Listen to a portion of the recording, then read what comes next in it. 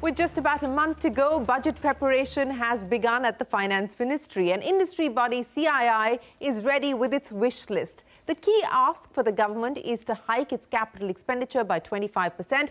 The CII is also calling for simplification of direct taxes, a three-tier GST structure, rationalization of capital gains tax, amongst a slew of other demands. Joining me now to discuss the CII wish list is the president of the industry body, Sanjiv Puri. Sanjiv, many thanks for joining us here on CNBC-TV18 for your first interview after taking over as the president of CII. Let me start by asking you what the mood is like as far as Indian industry is concerned. CII putting out a very optimistic growth projection of 8% for the year. What are you building that confidence on? Always a pleasure, Shereen, to speak to you. And yes, I think the sentiment is very positive in the CII membership. See, we are starting the year on the back of a very strong year that's been concluded, where GDP estimates far exceeded, or the actual GDP numbers far exceeded all the estimates that happened during the year. And this has been so because of a lot of purposeful interventions that have happened over several years. We continue to see that the high frequency indicators are also robust as we start this year, and we also believe that given the weather forecast, agriculture is set to do better. We also believe that inflation will be in the range of about 4.5%, and global trade is also going to improve from where it was last year. And of course, the private capex is starting to kick in. We are seeing the trajectory is positive. And the business confidence in the first quarter was the highest that we saw in the CII surveys. So given all of this, we believe that we are onto a very strong footing, and that's what leads us to believe that we should get to 8%. I understand it's a percent higher than kind of the numbers that we have seen from other agencies. Right. Sanjiv, as you pointed out, it is higher than consensus.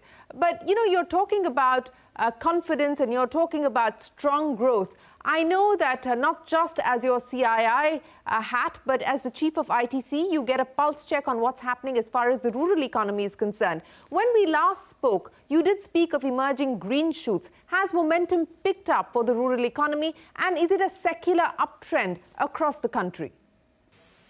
Yeah, yes, certainly green shoots are there in the rural economy, and this has been articulated by many CII members as well. And we also find that the expectation of the crop this time, because of the rainfall, is also expected to be a good crop. So all this should be a sentiment positive. It should bring more income into the hands of the farmers. In prior year, the problem had also been because of the weather events adversely impacting agriculture. But this time, things seem to be on track, and we are hoping that from here onwards, things will start picking up beyond what we have seen in the past. It probably is going to be maybe a quarter or two away, but it will certainly start picking up as the realization from the crops keep on coming in. But what about food inflation, Sanjiv? Because that continues to be sticky and fairly stubborn. What is the indication that you're getting there? So we believe that given that the the rainfall, the monsoon are expected to be good this time, that those are the forecasts that are available, and based on that, we've seen, as in the past, that the inflation tends to moderate. So that's why we are expecting, CII's estimate is that we're looking at something like a 4.5%. Yesterday's figure also shows the core was at 3%. It's really the food that has been on the higher side, but we believe it will get better given that the rainfalls, etc. forecast are going to be better. So that is going to be a positive going forward. However, of course, we do realize that on a more longer term basis, what we need to collectively work on, and this is there are good examples amongst CII membership, and this is one area that CII would also like to collaboratively work with the government and the society and the farming community, is really building the adaptive capacity, building resilience in agriculture.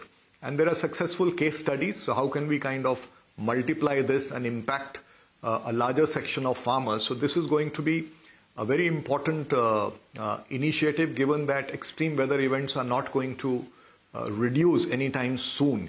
For decades, they will keep on only increasing because temperatures will rise before they actually, start tapering off. So that's one area we are providing a specific focus. So we're going to have in CII a mission on adaptation, and we are also going to put in special focus on water security, which of course is important for agriculture, but it's also important for every section of society. Speaking of focus areas, under your presidency, the theme is to ensure that India emerges much more competitive on the global front. Now, this also comes at a time when we have a new government in place, albeit a coalition government this time around. Now, we're counting down to a full budget. What is the number one ask, the number one priority that CII wants the government to focus on? So, the budgets in the past from the Honorable Finance Minister have been very clearly visionary and path-breaking. And now that we are looking at a new chapter, or I say new phase of the next 5 years, it's I think tremendous opportunity to have a transformative budget. And when I say transformative, it's like building on the strong foundation that is already in place. A transformative budget, a budget that is inclusive, and so we are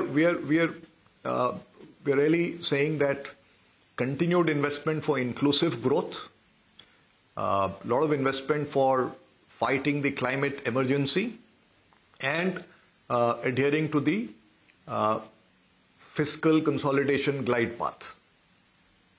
So within these parameters, we would certainly like to see the investments in capex, building platforms to build consensus on some of the very important reforms that fall within the gamut of both the center and the state, be it labor, land, agriculture, even fiscal sustainability, amongst others.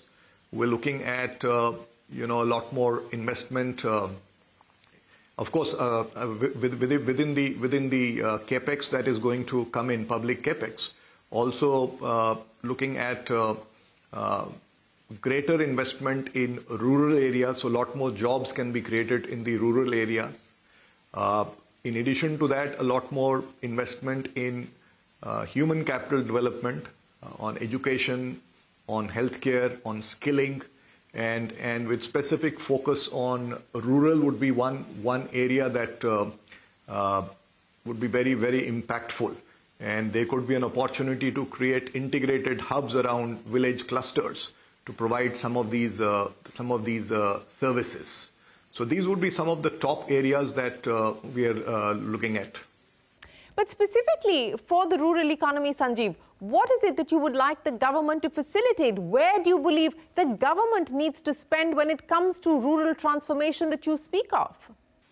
Okay, so let me also preface this by saying that in CII we believe that we are also partners in this whole transformation, and therefore when I'm giving out the suggestions, let me also say that CII and members of CII will also be participating and contributing to this.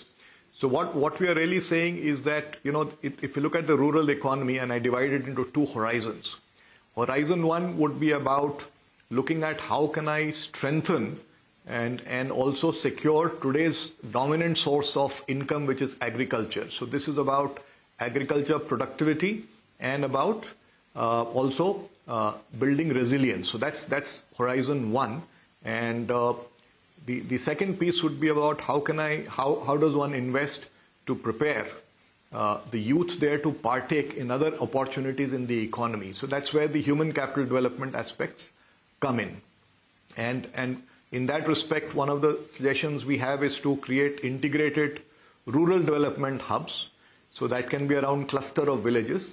CII will set up model career centers there, And we will also encourage our members to participate and invest in skill building centers in these areas so that the youth in rural can be empowered. And given that, the connectivity has much improved with all the investments in infrastructure, so it's eminently possible to do that today because the distance to travel to a centralized hub from a village is more manageable today than it was ever before. So I think time has come for these kind of hubs to get created. As far as agriculture is concerned, I think there are some good policy instruments in place on farmer collectives, on bringing technology to the farm. I believe these need to be progressed and scaled up. And of course, there is this issue about the regulatory facets that also need to be attended to in agriculture. So what we would look for is a mechanism or a platform created where consensus on these areas on farm regulations can be made and thereby implemented so that the potential of this sector is unlocked.